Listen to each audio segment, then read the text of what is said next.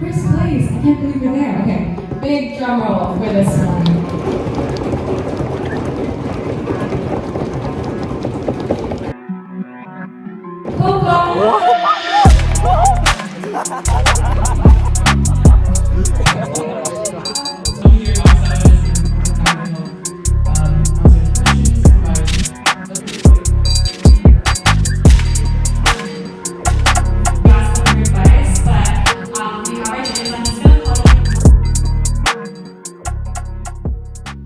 After 10 hours of brainstorming, designing, and a slightly chaotic final presentation, our team took first place at the 2024 UWUX Fuse Designathon. So let's rewind and see how we got there. Past Friday on November 23rd, I attended my second ever Designathon. I've been to many hackathons in the past, but this is my second Designathon and things are a bit different. So if you don't know what a Designathon is, it's pretty much kind of similar to how a hackathon works, but instead of coding for 48 hours, you try to solve a problem that's presented using design and brainstorm together as a team to create an app or a website or something like that, and also a pitch to showcase your project. So the only other Designathon I've attended in the past was the U Experience Design Jam held in Stratford. But for all the other hackathons that I've attended, I've actually never written a line of code. So I've always been doing design, even at hackathons. At some of those that was, for example, Alice Hacks and Wire Hacks, I only did design and our project was purely design. But at some other ones, I did the design part while my teammates were actually coding the app or the website or something. So I think the Designathon thing is really fun because it really allows me to spend all of my time purely focused on the design and research, which is really great. So anyways, UWUX hosted the Fuse Designathon where students would come together to solve some issue presented through design. When I signed up, I had high hopes, but I still didn't really know what to expect because the lack of Designathons I've done in the past, and the other one, the U Experience Design Jam, that one was a bit smaller, I think, than this Fuse Designathon. So a few weeks before the Designathon, when I signed up, I knew that I had to kind of build like a strong team to compete with. And that's when I reached out to my friend Andrew, who I've actually worked with on 2 previous hackathons. And I think we work really well together. So I reached out to him, asked him if he wanted to join this Designathon, and luckily enough, he said yes. So the Designathon allowed teams of up to 4 people. So we wanted to find some other people and see if they would be able to join us. Now, I tried to reach out to people who I knew were like really open-minded about design because I think that's something that's really important, especially in a team setting where everybody is coming up with different ideas, but you're also kind of staying close to where you're proficient with. So by that, I mean like if you know that someone is really good at branding, then you'll kind of trust them on how to do branding. Or if you know someone who's really good at UX design, then you'll kind of trust them on UX design and kind of staying open-minded to what ideas they have. That really allows you to kind of keep things moving throughout this like really time-constrained competition. So to fill up the rest of the spots on our team, I asked my friend Emily, who I actually met last time at the U Experience Design Jam. She was on my team, and I think we worked really well together. And then afterwards, she reached out to Sophia, who is a 3rd-year GBDA student, and she was available that weekend, so she was happy to join our team as well. So that's how the 4 of us kind of came together. I think we all brought different skill sets and perspectives to the table, which is really good. And also, I think it's really important that we're really open-minded people. And I think that's one of the really important things in a competition like this. Now, fast forwards to the night before the Designathon. We actually planned a meetup at E7 to get to kind of know each other since some of us have never met before.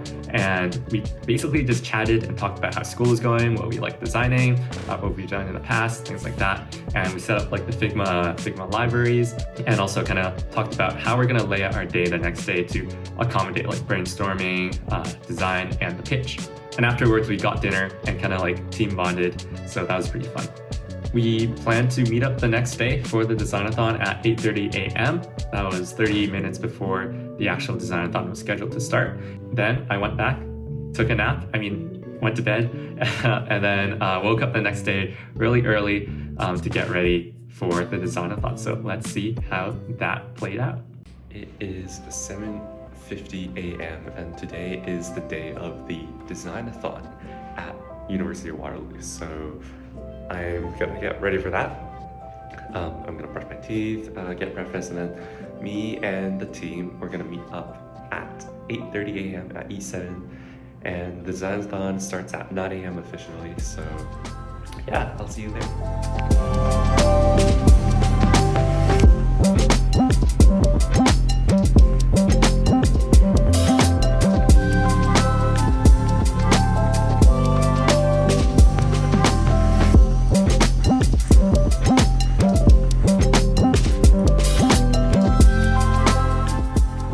Walked into the Ideas Clinic in E7, and we felt, at least I was a bit nervous because I still didn't know what to expect, and also the prompt wasn't released yet, so we also didn't know what we had to design for the whole day. But it was really fun, really excited in that moment, and kind of sat down and started to lock in for design.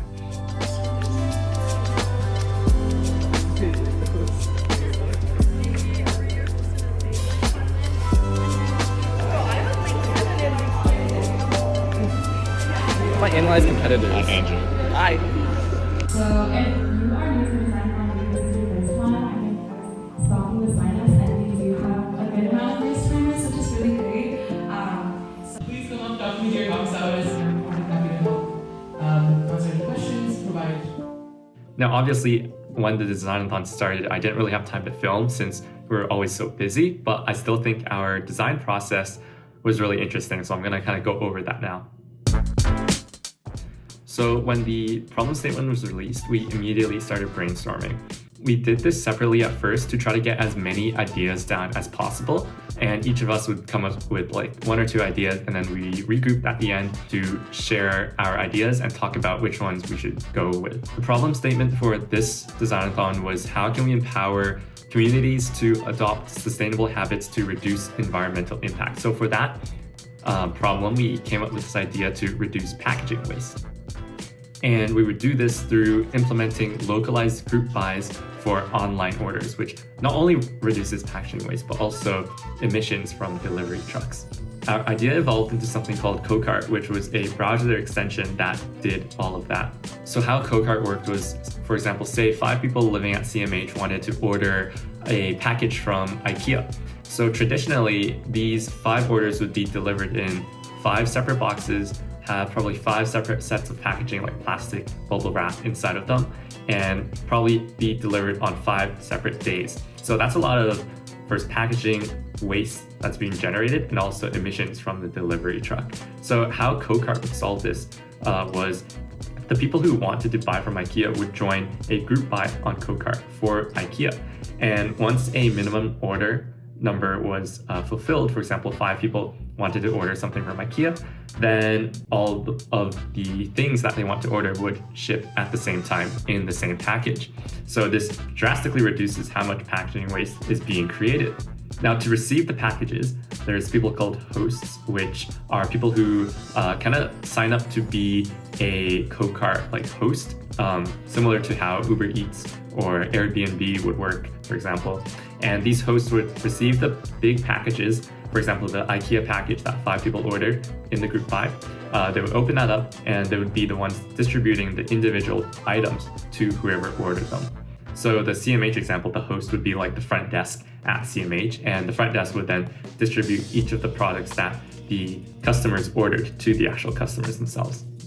And the incentive to get people to use this is that first, it gives discounts to delivery prices, because now the delivery price is split amongst, for example, 5 people instead of you just paying the full delivery price. So it's a lot cheaper, and that kind of gets people to switch to this more environmentally friendly way of getting packages. Because if there was no money incentive, then we thought that people wouldn't really care about how eco-friendly it was. People just wanted it to be as efficient or as easy to use as possible. But Co-Cart was still really easy to use since it's really localized in your area, and it also saves you money. So it's like a win-win pretty much. There's also a lot of detail on how Co-Cart would work, but I'll probably talk more about that on my portfolio. I'll probably write a case study or some portfolio item just talking about code cart. So you should look out for that in the future when I publish it. So after we finalized this idea, we split ourselves into two groups. Andrew and Emily would work on the research and the pitch, and Sophia and I would work on the actual UX design of our extension and app.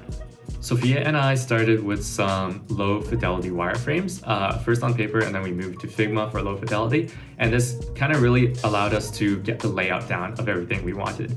I think this step is really important because it really allowed us to bounce ideas off of each other and work really quickly. And I think that's crucial for this stage in the competition and this stage in the design process.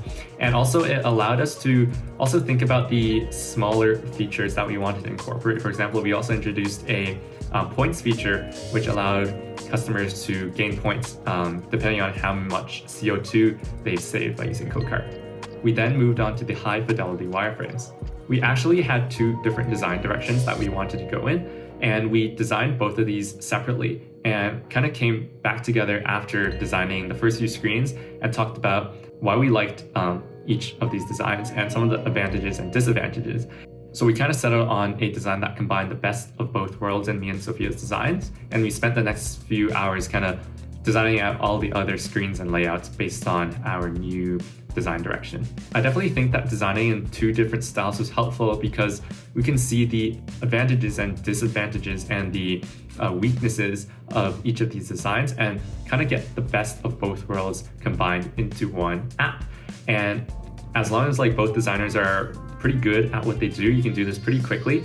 And after you combine, then you focus on just finishing out the other screens. So it's really helpful in the design process. So after all of the main screens were finished, I focused on creating the interactive prototype for a demo, and then Sophia went on to do some more branding and helped on the pitch presentation. The project was due at 5 p.m., so we regrouped at around 4:30 to kind of practice our presentation and talk about what we had to say.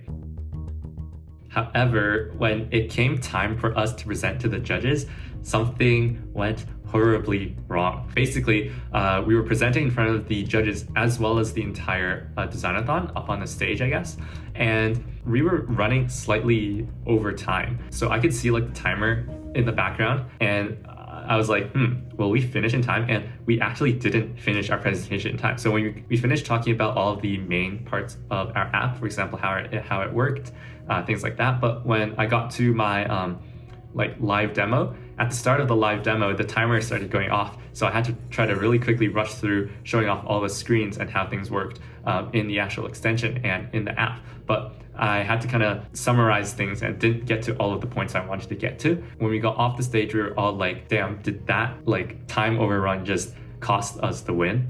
And then the rest of the presentations after us seemed to take forever as we were waiting for the judges' decisions at the end. And finally, it was time for the awards. So the announcers presented third place, no code cart. Second place, no code cart. And we all thought it was over for us. But then they announced first place.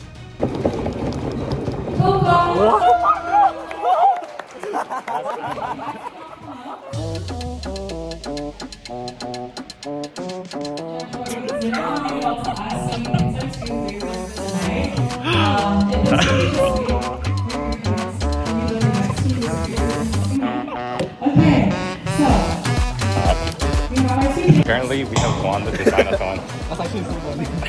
Oh shit, wait. Andrew, what are your thoughts? Bonkers.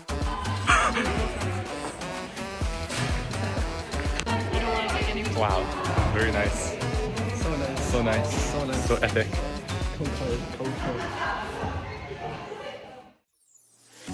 When they announced code cart as the winner, I kid you not, we all looked at each other in disbelief for like 1 second and then started high-fiving each other and laughing because we were so happy about what had just happened. Our hard work had paid off and we somehow won. So really looking back now, I think what made our team successful wasn't just our idea. Obviously our idea was really good and really unique and really well thought out, but also how our team worked together. Everybody brought their unique strengths to the table, but more importantly, I think we were all able to listen to each other and give really good ideas while staying open-minded, and that's really important in designathons. And I think that's really what design is all about: collaboration and iteration. I also do think that we definitely had the best visual design out of all of the teams, and combined with the unique idea, I think both of that helped propel us to the front in the end, even though our presentation was cut short. So yeah, that's how the Fuse Designathon went down. It was an amazing experience, and I would definitely do it again at whichever Designathon or Hackathon comes up, hopefully in the near future. I'm Winston, and thanks for watching. I'll see you in the next video. Bye!